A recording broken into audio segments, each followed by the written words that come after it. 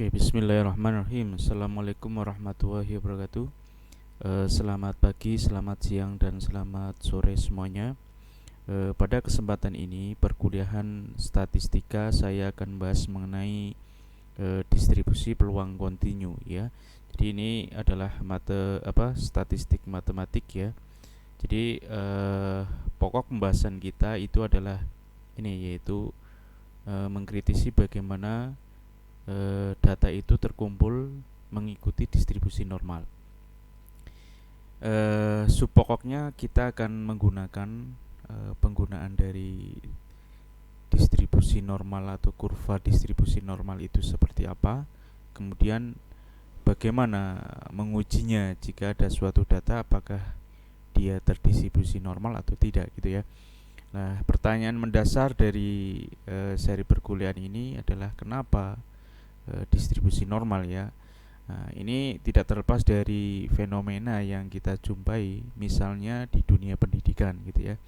Jadi ternyata ketika saya misalnya ada seorang guru mengumpulkan hasil ulangan, hasil belajar, nah itu didapat sebuah nilai yang memiliki rentang nilai minimum dan maksimum.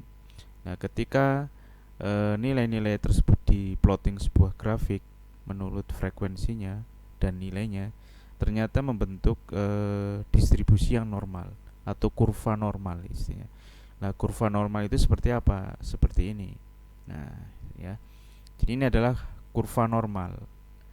Nah, jadi ketika didapat nilai itu ada kecenderungan nilai yang frekuensinya banyak atau yang mendapatkan nilai banyak itu berada di sekitar rata-ratanya. Nah, gitu ya. Jadi yang dominan itu di rata-ratanya, ini rata-rata. Kemudian yang nilai bagus itu kecenderungan hanya sedikit. Yang nilai kurang juga sedikit. Nah, ini adalah keadaan normal pada umumnya seperti itu ya. Nah, ini yang contoh di dunia pendidikan distribusi normal itu ya seperti ini. Nah, ternyata kurva normal ini punya pola. Jadi dengan adanya pola seperti ini maka dirumuskan pola ini membentuk sebuah fungsi yang kita sebut adalah fungsi distribusi normal ini. Nah, ini adalah fungsi distribusi normal. Plotting grafiknya ya seperti ini. Nah, ini penemunya siapa? Nah, ini awalnya ditemukan oleh de Moivre, ini orang Perancis. Kemudian dikembangkan dengan bersamaan seperti ini oleh Gauss, sehingga distribusi normal ini sering disebut sebagai distribusi Gauss atau distribusi Gaussian gitu ya.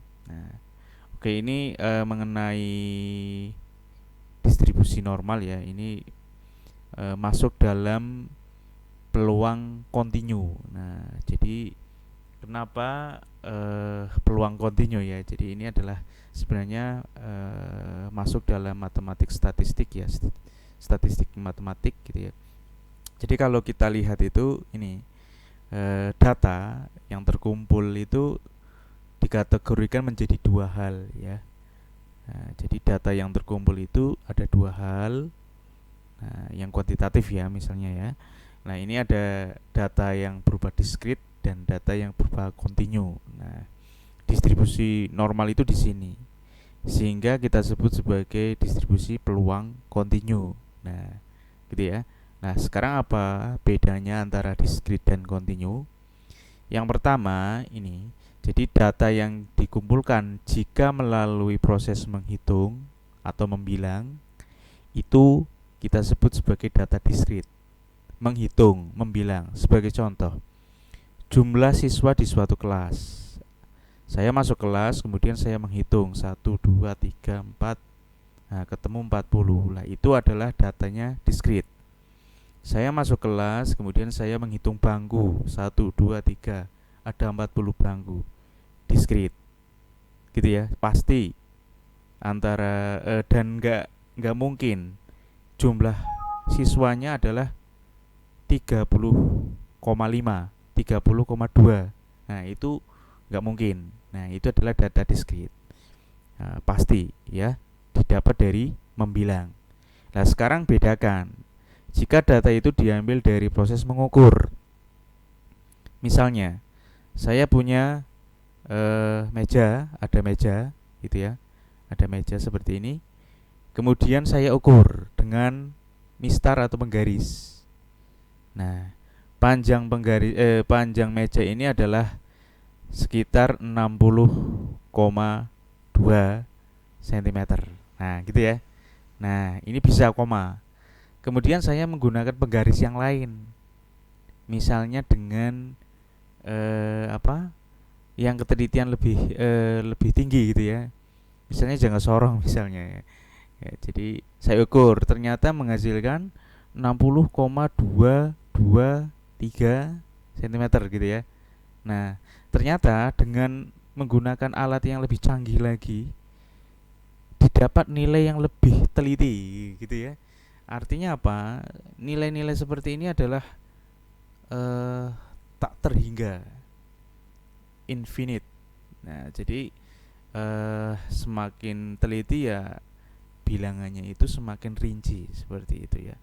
Nah, semakin lengkap atau semakin pasti gitu ya. Nah, nah ini adalah perbedaan. Jadi didapat dari proses mengukur ya. Kemudian tak terhingga, nggak istilahnya itu apa ya? Masih bisa diperoleh nilainya jika menggunakan alat ukur yang lebih canggih gitu ya, istilahnya seperti itu atau lebih teliti. Nah, tapi kalau menghitung udah siapapun orangnya, saya menghitung kelas, menghitung jumlah siswa, ada 40 siswa. Kalau ada guru lain masuk dengan kelas yang sama, pada hari yang sama, pada waktu yang sama, ngitung ya jumlahnya 40. Kecuali siswanya itu ada yang bolos ya. Nah, ini bedanya seperti itu, dia terhingga atau finite. Udah paham ya, jadi apa perbedaan data discrete dan continue. Nah, dari data discrete dan continue ini ternyata menghasilkan kalau data itu dikumpulkan ya, itu menghasilkan pola-pola yang berbeda atau distribusi yang berbeda. Nah, ini kalau data discrete ini ada pola-polanya. Ada binomial, Poisson, multinomial, kemudian hipergeometri gitu ya. Nah, ini kalau yang distribusi yang data kontinu. Nah, ini ya contohnya saya tadi mengukur panjang atau ini mengukur tinggi badan, mengukur berat badan gitu ya. Termasuk hasil belajar Anda ujian itu diukur sebenarnya. Lah, alat ukurnya apa? Alat ukurnya ya soal ujian gitu ya. Dia adalah alat ukur. Nah, tentu saja nanti akan menghasilkan data kontinu. Nah, ini distribusi yang termasuk data discrete itu adalah Gaussian atau distribusi normal, J kuadrat, distribusi F, dan distribusi T. Oke, sudah paham ya. Nah, sekarang kita fokuskan ke distribusi normal. Nah, ini pembahasan kita di situ gitu ya. Nah, ini tadi sudah saya singgung distribusi normal bentuk kurva seperti ini. Ini adalah bentuk persamaannya ya. Nah, kemudian sifat-sifatnya ya. Jadi distribusi normal itu punya karakteristik yang khas ya. Ya, jadi yang pertama itu adalah ini. Dia itu tersusun bergantung pada rata-rata dan simpangan baku. Nah, rata-rata dan simpangan baku. Masih ingat ya, simpangan baku itu adalah jarak dari rata-rata ke bilangan tertentu. Ya. Nah, jadi apa ya istilahnya selisih data terhadap rata-ratanya. Itu simpangannya ya. Nah, Anda sudah menghitung kemarin simpangan baku untuk sampel dan populasi. Jadi kalau ada simbol seperti ini adalah populasi gitu ya. Kemudian bentuk kurvanya itu lonceng ya, seperti ini lonceng ini ya. Kemudian jumlah data di atas dan di bawah rata-rata itu sama. Oke, ini rata-rata di bagian tengah garis nilai rata-rata lah, ini sama. Nah, sehingga kurva ini atau distribusi normal ini dikatakan distribusi yang simetris antara luas kiri dan luas kanan sama. Nah, jadi ini kita sebut sebagai distribusi simetris. Kemudian nilai median, modus dan rata-rata adalah sama, ya, menunjukkan angka yang sama, ya. Nah, kemudian ujung sisi kurvanya sejajar dengan sumbu horizontal sumbu X dan tidak akan pernah memotong sumbu tersebut. Oke, maksudnya ini. Jadi kurva ini kalau diteruskan itu sejajar dan nggak pernah memotong sumbu X. Nah, ini adalah sumbu X. Kalau ke kiri negatif, ya. Kalau ke kanan adalah positif, X plus. Jadi ini nggak pernah memotong, gitu ya. Kemudian sebagian besar data terkumpul pada bagian tengah. Oke, dominasinya di bagian tengah ini. Ini adalah sifat atau karakteristik dari distribusi normal. Nah, sekarang kalau kita lihat itu ini. Jadi kalau kita karena simetri, ya, misalnya saya potong di bagian ini. Nah, ini titik ini adalah misalnya adalah ini ada rata-rata. Nah, ini adalah kelebihannya, maksudnya plus 1 mu ini adalah simpangan delta ini, ya, simpangannya. Jadi misalnya ini 70. Nah, ini adalah kalau simpangannya adalah misalnya adalah 2, berarti di sini adalah 72, ya. Di sini berarti berapa? 2 kalinya simpangan berarti 4. Berarti ini 74. Nah, gitu ya. Nah, ini adalah kelebihan 2 ya, karena simpangannya 2. Ini kelebihan 4, ini kelebihan 6 berarti, ya, 76. Paham ya? Ini jadi tanda plus itu maksudnya rata-rata kelebihannya simpangan, rata-rata kelebihan simpangannya 2 simpangan, gitu ya. Nah, oke. Kemudian ini ya, ini mengenai perbedaan, ya. Jadi kalau ada kurva menggeser seperti ini, ya, ini jelas kalau kurvanya sama tetapi kalau dalam penggambarannya seperti ini, berarti jelas nilai rata-ratanya berbeda. Tapi kurvanya sama, ya. Nah, kurva sama itu rata-ratanya sama, ya. Simpangannya sama. Nah, jadi simpangannya sama antara rata-rata dengan data tertentu ini jaraknya sama, cuman karena menggeser berarti rata-ratanya beda. Nah, kalau yang ini berarti rata-ratanya sama tetapi simpangannya beda, ya. Jadi kalau kurvanya berbeda, bentuk kurvanya berbeda, nah, jadi simpangannya beda. Kalau letaknya sama, berarti rata-ratanya sama, gitu ya. Ini letaknya sama, ini letaknya sama. Nah, tapi bentuk kurvanya beda, berarti simpangannya beda. Ini letaknya beda, berarti rata-ratanya beda. Kurvanya sama, simpangannya sama. Oke, sebenarnya itu nggak masalah. Kemudian oke, jadi tadi ini adalah kurva distribusi normal membentuk sebuah fungsi seperti ini.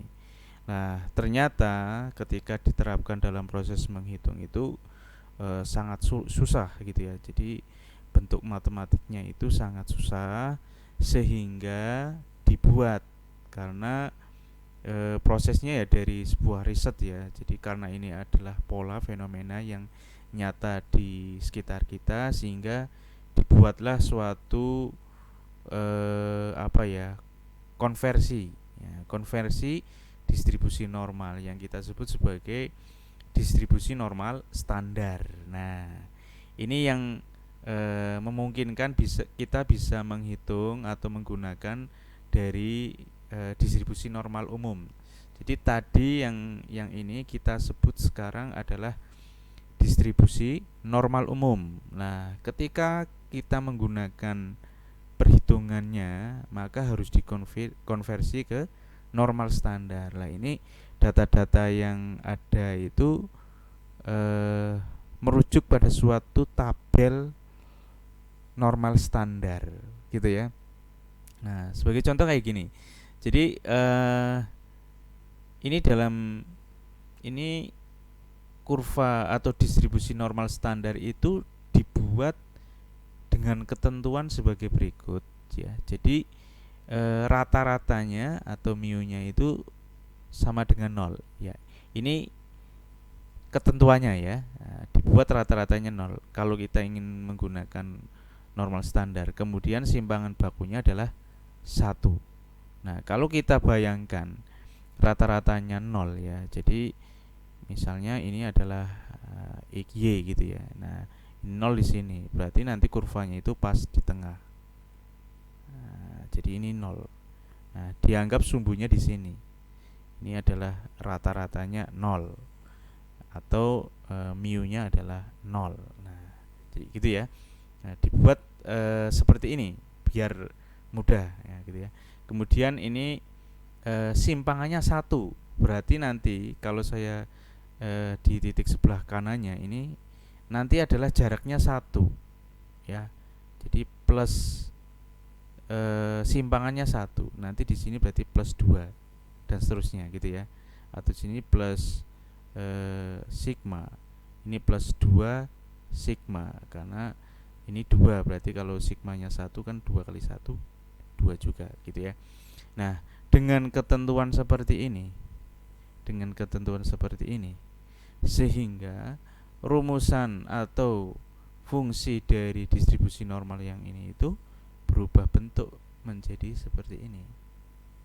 Nah, ini ya. Nah, bentuknya seperti ini.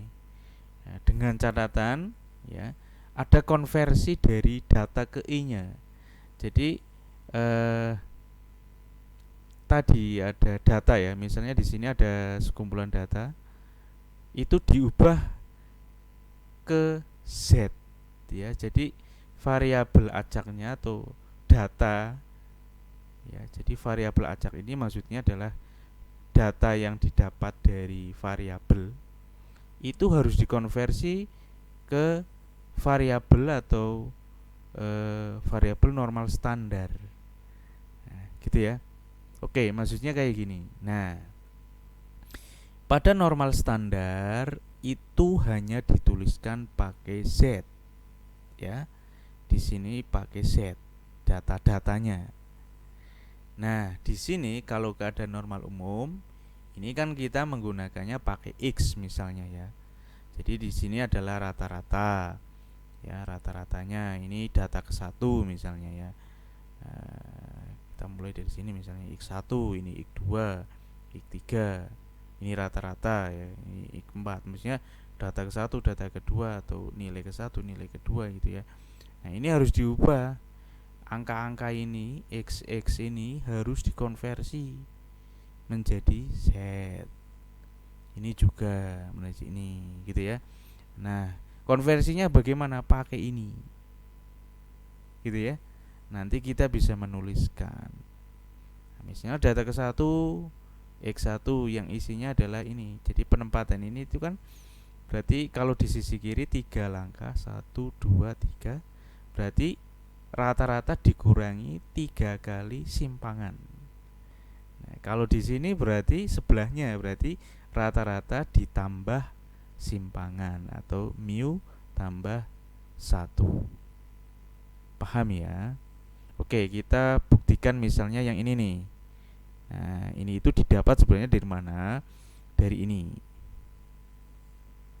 Nah, jadi kalau Z sama dengan X-nya adalah ini, mu plus sigma. Berarti ini XI saya tulis mu plus sigma.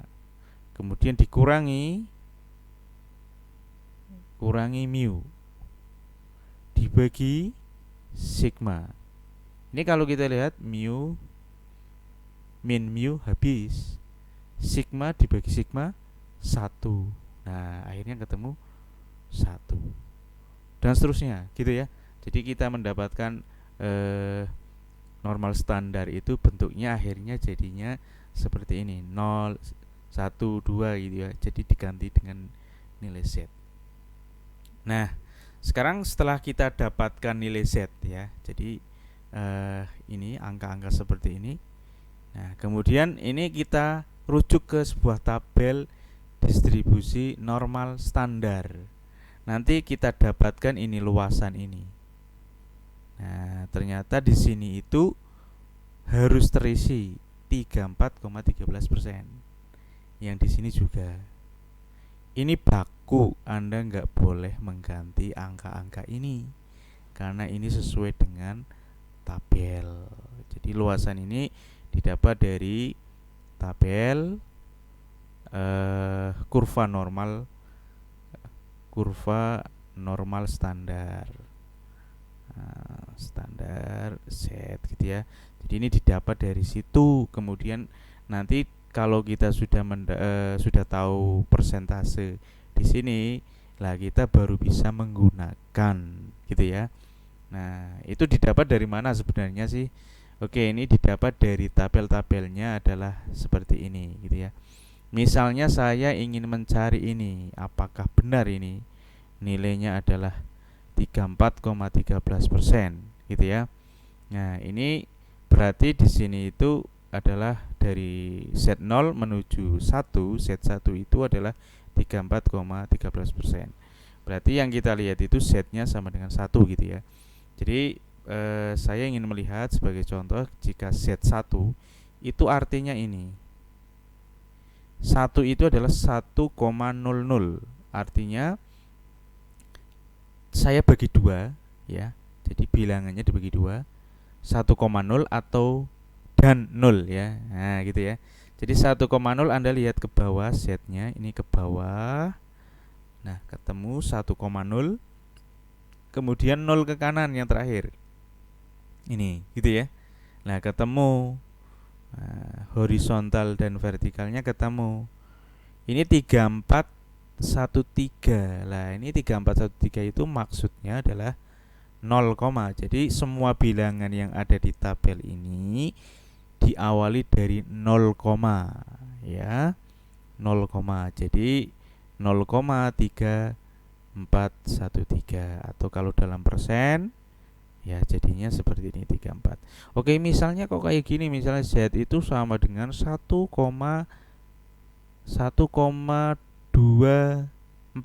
Nah, berarti yang kita lakukan pertama adalah 1,2 dulu. 1,2 Z-nya, 1,2 itu ini. Ini 1,2. Terus 4. Nah, 4 itu ini 4. Nah, berarti Anda cari. Ya, ini ya. Nah, ini ke bawah. Nah, ketemu nih.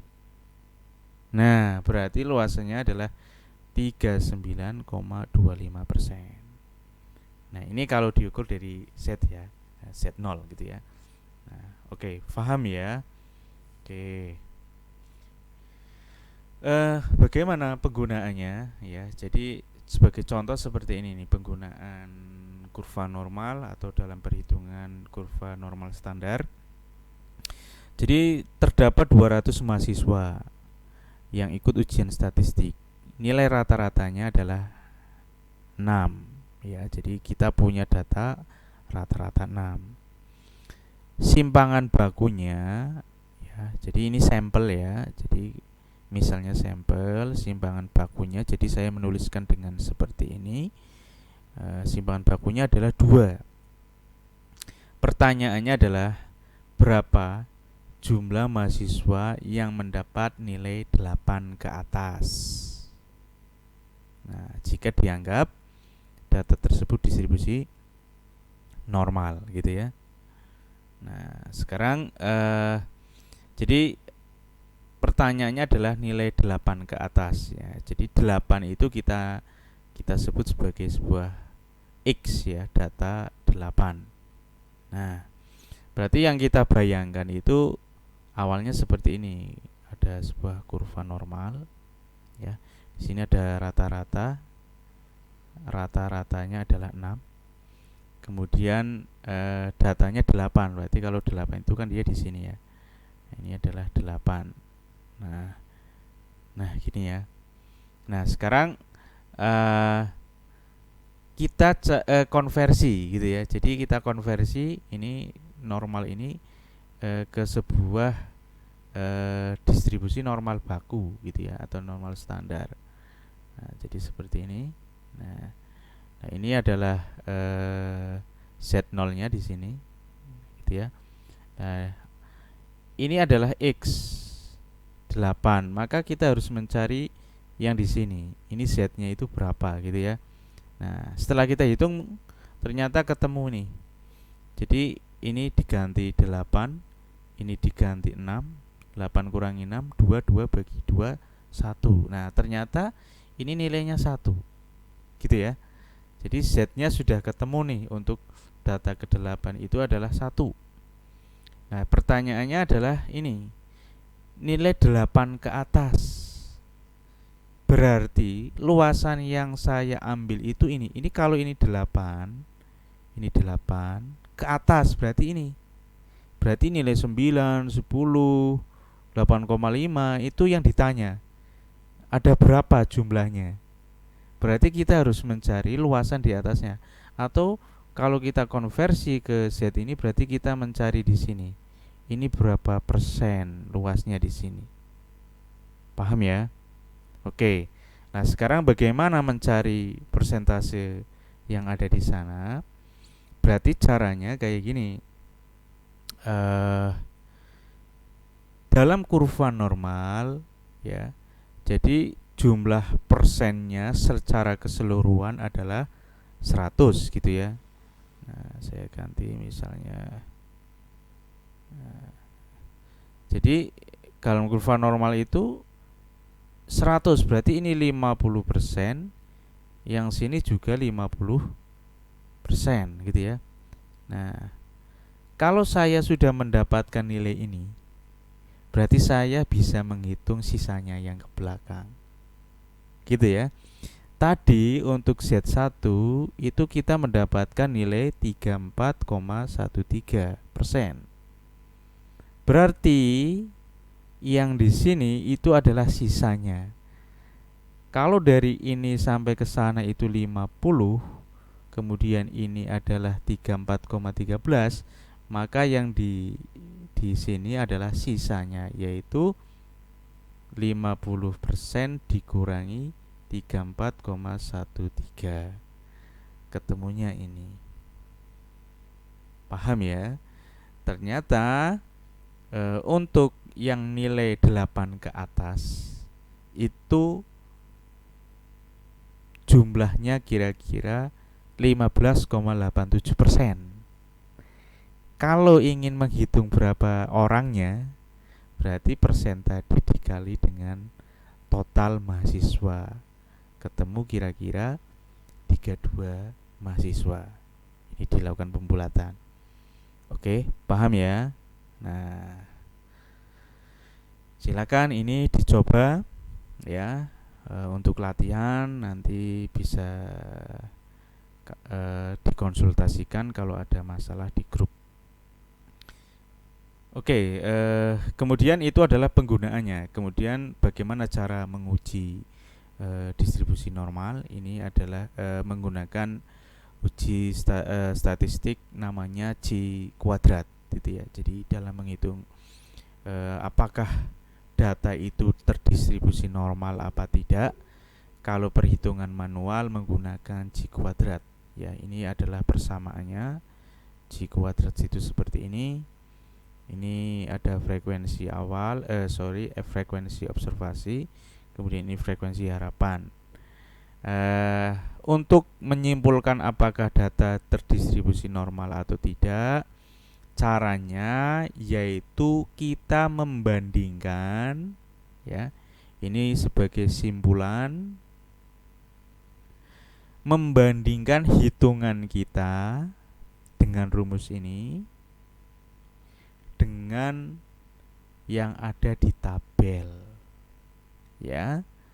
Jadi kita membandingkan apa yang kita hitung dengan tabel. Nanti kalau kejadiannya tabelnya yang lebih besar, berarti data yang kita peroleh itu terdistribusi normal ya. Ini kan artinya hitungan kita lebih kecil dari tabel, atau tabelnya, hitungan tabel lebih besar daripada hitungan kita. Nanti ada tabel J kuadrat. Saya kemarin kayaknya lupa nge-share ya. Nanti saya share ulang. Nah, kemudian ini coba dihitung gitu ya. Oh ya, ketentuan melihat tabel itu dengan cara seperti ini ya. Jadi nanti di dalam tabel itu ada derajat kebebasan namanya ya. Nah, ini DK-nya itu adalah 6 min 5, ini pasti seperti ini ya. Nah, ini pembagian 6 ini kenapa 6? Ya karena sebenarnya masuknya ke sini. Nah, ini dibagi 6 kelompok. Nah, 1 2 3 4 5 6. Ini adalah persentase harapannya membentuk kurva normal seperti itu. Nah, oke. Nah, sekarang kita contohkan saja bagaimana menggunakannya. Jadi ini ada data, pertanyaannya apakah ini normal apa tidak gitu ya. Jadi kita langkah awal karena persamaannya adalah seperti ini, maka saya membutuhkan atau memodelkan tabelnya seperti ini. Jadi butuh wadah untuk F0, FH frekuensi harapan, kemudian F0 min FH yaitu untuk mengisi yang bagian ini ya. Kemudian kalau ini di kuadrat berarti butuh wadah lagi. Kalau dibagi butuh seperti ini. Nah, ini kalau dijumlah, nah ini adalah bagian akhirnya dari hitungan ini. Nah, gitu ya. Karena ini sigmanya adalah dalam di luar persamaan ini. Oke, sekarang bagaimana mengisinya? Nah, cara mengisinya ini untuk F0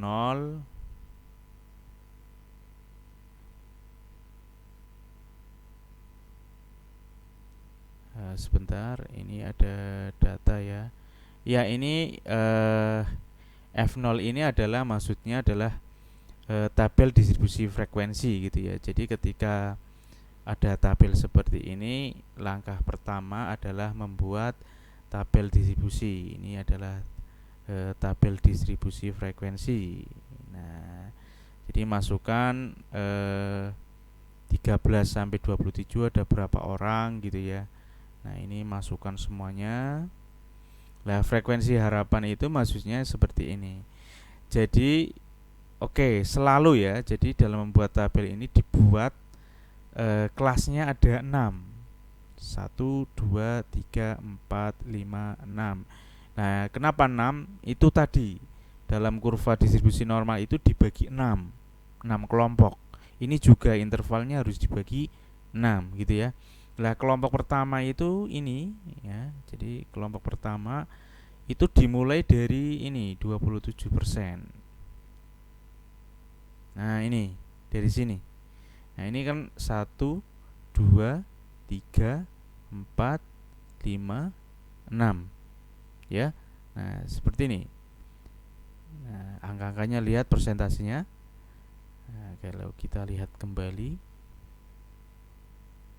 Nah, ini ya. Jadi untuk mengisi angka 4 ini adalah ini 22,7% kali jumlah data ya. Ketemunya sekian. Nah, dibulatkan 4. Nanti yang kedua 13,53 34 ya. Jadi ini persen-persen ini sesuai dengan pengelompokan dari tabel distribusi dari kurva normal bakunya ya. Nah, ini nanti ketemu semua angkanya. Nah, setelah ketemu lengkap seperti ini ya, ini terisi. Nah, kalau ini sudah, dua ini sudah, maka selanjutnya akan ketemu semuanya datanya. Paham ya? Saya yakin Anda sudah paham. Nah, setelah dapat itu hitungan dari ini jadi ini itu adalah C kuadrat hitung. Gitu ya, hitung.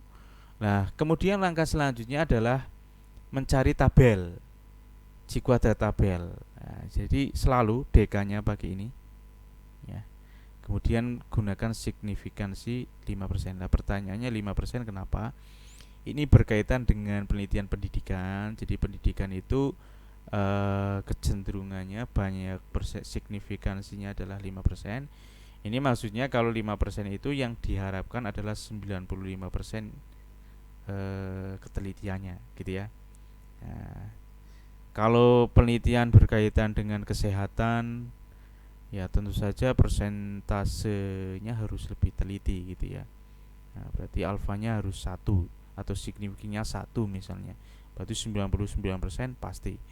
Karena berkaitan dengan nyawa, kalau nyawa manusia ya, kalau di dunia kedokteran, medis itu persentasenya harus lebih teliti. Tapi kalau ilmu-ilmu sosial, pendidikan, nah ini biasanya 5% sampai 10% gitu ya.